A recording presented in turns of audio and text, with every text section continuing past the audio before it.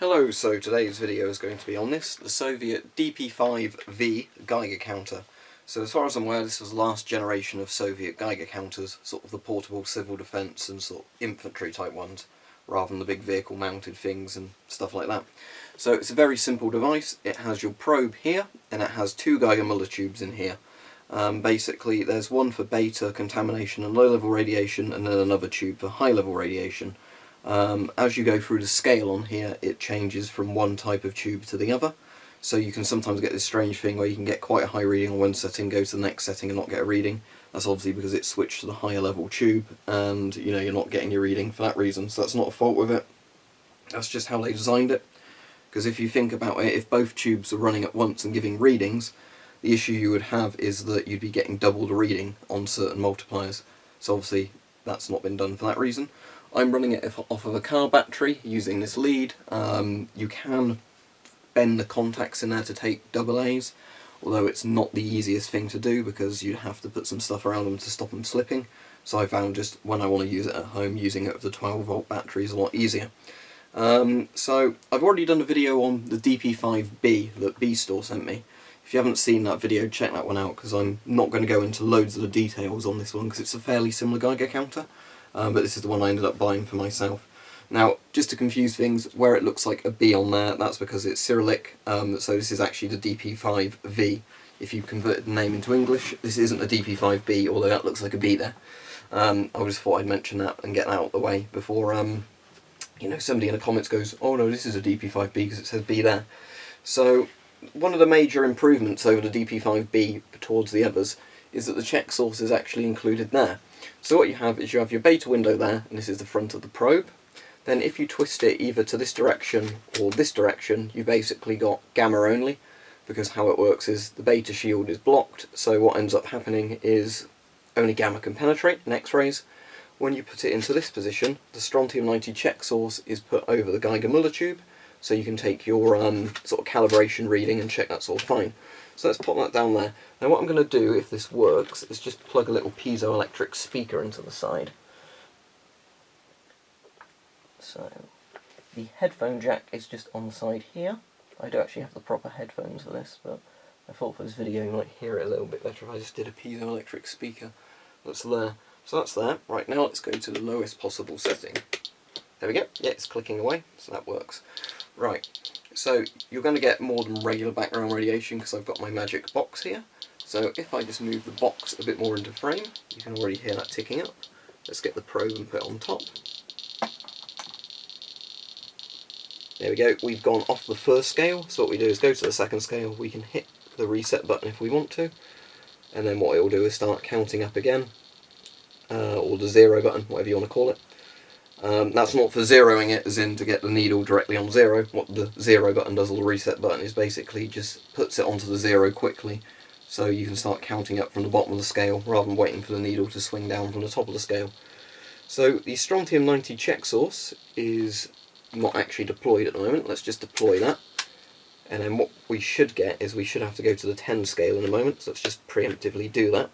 Press reset. Now annoyingly you're probably not going to be able to see the display all that well here. I'll just take the speaker out for now because you've heard it clicks.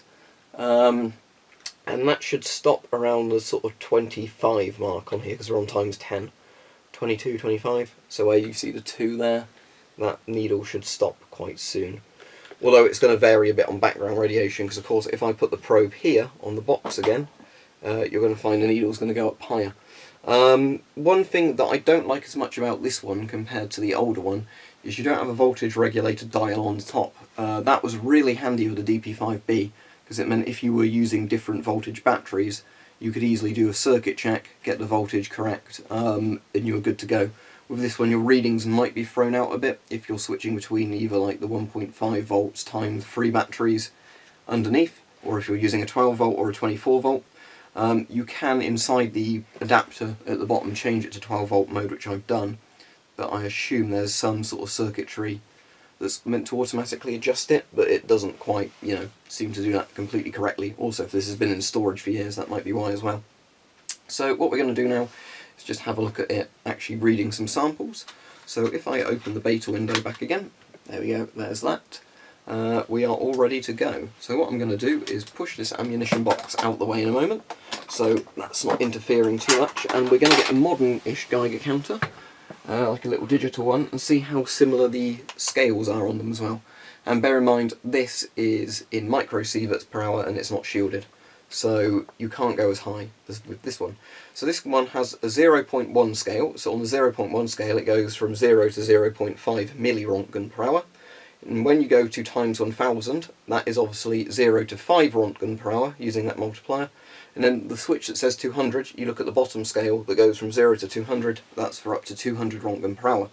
Nice little bit of trivia. In the Chernobyl TV series, when Sitnikov says they found an old dosimeter in the military fire department, and it maxed out 200 Roentgen, that's because these actually max out 200 Roentgen, so that's a little bit of truth in television there.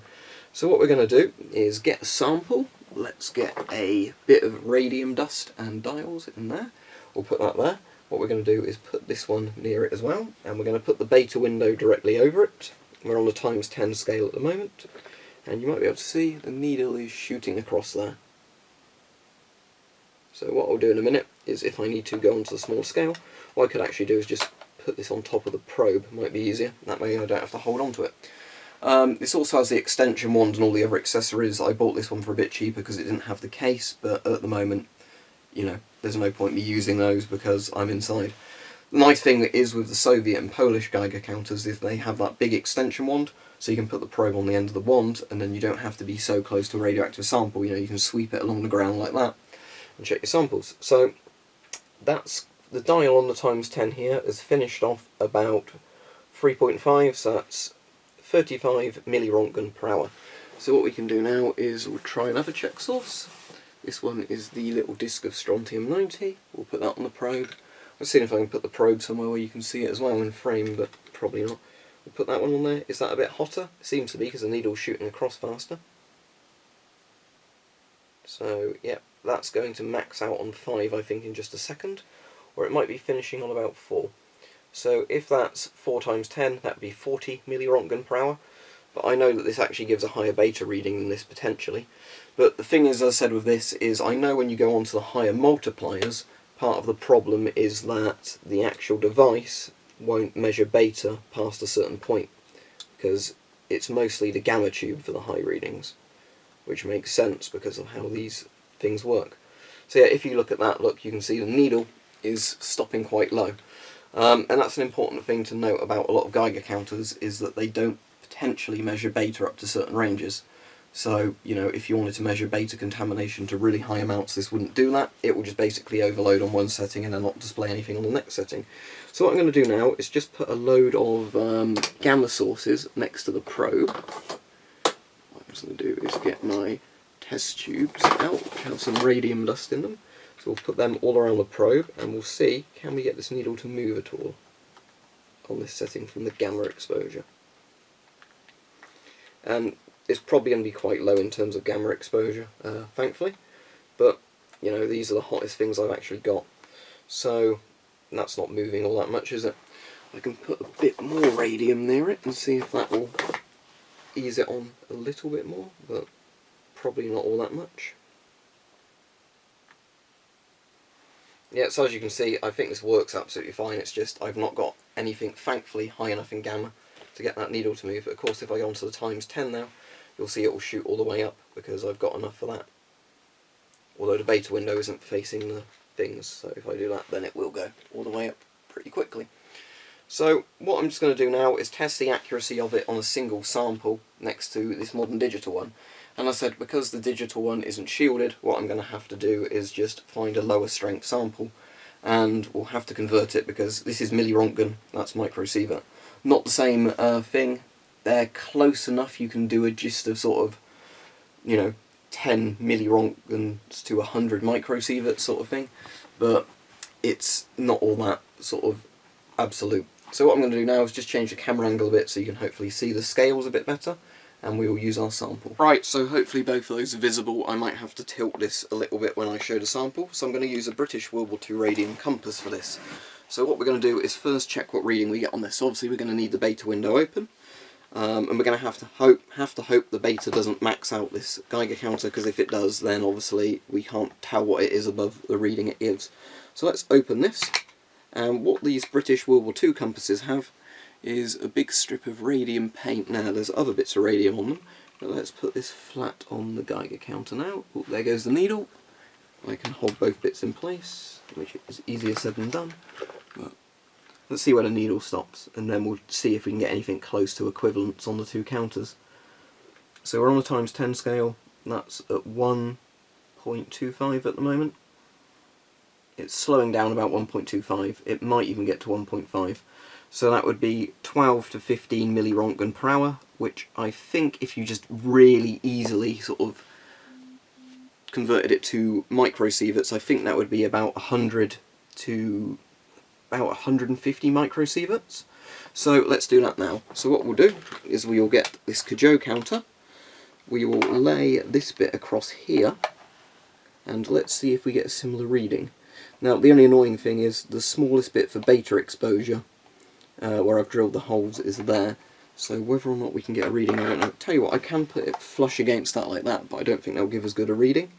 But we can still do that. So let's see what this gets up to.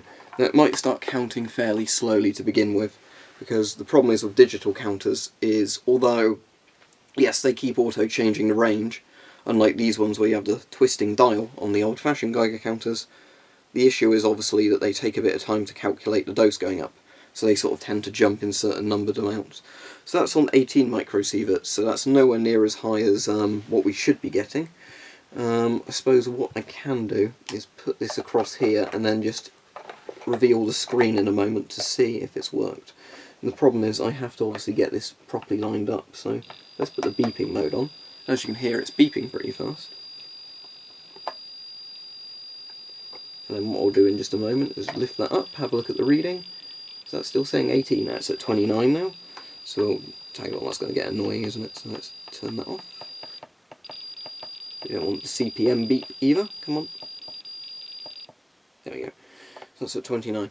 So if this gets to 100 microsieverts, that should be pretty roughly accurate. But as I said, it's quite hard with two different Geiger counters to get the things exactly lined up with the probes at the same distance, you know. Because it's going to depend as well. The plastic on the beta window on this is actually a bit thinner than the plastic on that. That's why I've drilled the holes. So yeah, let's see in a moment. If not, we'll do a gamma test and see if that's any sort of different. So let's move that up now. That's at 56 microsieverts. So that's certainly not equal to about 15 on there. So let's just do a gamma test. So what we'll do is we'll put the compass this way up, and we'll put this here. Let's just turn that off and on to clear it a second, because that's faster than waiting it to count down itself. Put it on function 4 so it doesn't keep beeping angrily at us. And we'll put the Geiger Muller tube that's there pretty much directly above the compass. So what we'll do in a moment is we'll see what the gamma reading is. There might be a bit of beta going through there, but I'm hoping, because there's all the plastic in the circuit board there, that's going to pretty much eliminate any gamma exposure. Beta exposure. So 7.7, obviously this will be a much lower number because these things give off way more beta than they do gamma. If you had an alpha probe as well, like my mini monitor, they go even higher. But let's see, so that's at 8 something or other at the moment. Is that 8.09? We'll just leave it a few seconds to see if it stabilises. 8.5. As it's slowing down, that probably means at the moment it's getting close to what it's going to, you know, decide it's going to finish on. 8.78. So it might finish off around 9, but as it's counting quite slowly now, it's not going to rush up, because it counts in bigger jumps if it's a really strong sample. If it's a weaker sample, 8.28. So let's say that's between 8 and 9 as a rough number. Now we'll close the beta probe on this, we'll put that this way on there, and then let's see what this does. We'll have to go to the ×1 scale. We're not really getting much movement on the other one. We might even have to go to the ×0.1 scale. Right, on the 0.1 scale the needle is moving. Let's see if it stops somewhere. Looks like it's probably going to reach the 5. Yeah, it is. So let's go to ×1 and reset it. And let's see where it stops now. In theory, if it gets to about 0.8 on ×1, so just before the 1, which it looks like it's doing, that means it is roughly equal. Yes. Alright, so that's 0.5. So if we times that by 10 it'd be 5. So it's not a complete line up with the other one. But hopefully it's close enough that you can see this is working accurately. And I think this is working accurately. It's really hard with two different Geiger counters with different GM tubes to get an exact equal reading, which is something you'll probably hear about a lot if you watch a lot of videos where people do them on nuclear stuff, is you basically, unless they're the exact same model of Geiger counter, it's very hard to get them to give a reading 1-1 of each other. If you have two digital ones and you put them next to the same sample, it's very easy to get a close reading. But with sort of an old mechanical one, or an analogue one, and a sort of modern digital one, that's much harder. But anyway, I hope you've enjoyed this video on the DP-5V, not B as it says there, because that's Cyrillic. Apologies for the framing, it's always quite hard to get these in frame properly and show them. It's got some carry straps on here as well, so you can wear it on you and like look at the readings as you do it. There's headphones for it, which I've not got plugged in because I was just using a little piezo speaker for the video. But yeah, all in all, these are pretty cool bits of kit. These are all sorts of prices online, depending on what condition they're in, what they come with and everything, and how much you're getting charged for the postage. Generally you can buy them from Russian Federation and Ukraine, some other places in Eastern Europe, for reasonable prices. I think this one ended up being just under £100, like £90 to £100 for everything minus the wooden box. If you get them with the wooden box, that's normally like an extra £50. Sometimes it'll make the postage more expensive as well, because they have that like nice wooden briefcase. And it also depends on condition. Obviously one that's been in really good condition, stored really well, will probably sell more than one that's, you know, a bit battered. And then if you've got one sold as spares and repairs, it's going to be even cheaper. But yeah, hopefully you've liked the video. These are nice, good old retro Geiger counters. I'd say the Polish DP-75 and something like that is a bit more scientific than this one. However, this is built to be a bit more durable. So this is the classic Soviet thing of, you know, it being built to last rather than, you know, being built to be precisely accurate. And one thing I do really like, as I said, is the fact the check source of these, unless somebody's removed it, is actually on the probe itself, and so you just twist it into position. Whereas, you know, the annoying thing with certain models of Geiger counter is that, you know, the probe, the check source was included sort of on the bit of the cap there or whatever, and the EU regulations mean they have to be pulled off, but it seems the EU forgets they're there on these, which is nice. So there you go, that's the Soviet DP-5V Geiger counter, worth a buy if you can see one for a reasonable price. Lovely good old bit of tech. As I said, I've done a video on the DP-5B, which is a bit more detailed. But yeah, all in all, these are lovely old Geiger counter kits, and I'd recommend them for anybody interested in collecting these sort of things. And yeah, it's got a pretty impressive range, especially compared to something like the US CDV-700, which only does 0 to 50 milliroentgen. This does 0 to 200 Roentgen, you know, on different scales as well, so you can always read it. So yeah, worth buying if you're into these old sort of things, but, you know, for the money, I think for the £100 to £200 mark, you could probably get something like a Therapy, which would be better for most people in terms of a modern digital Geiger counter, but these old analogue units have quite a bit of charm to them in my opinion, so there's that.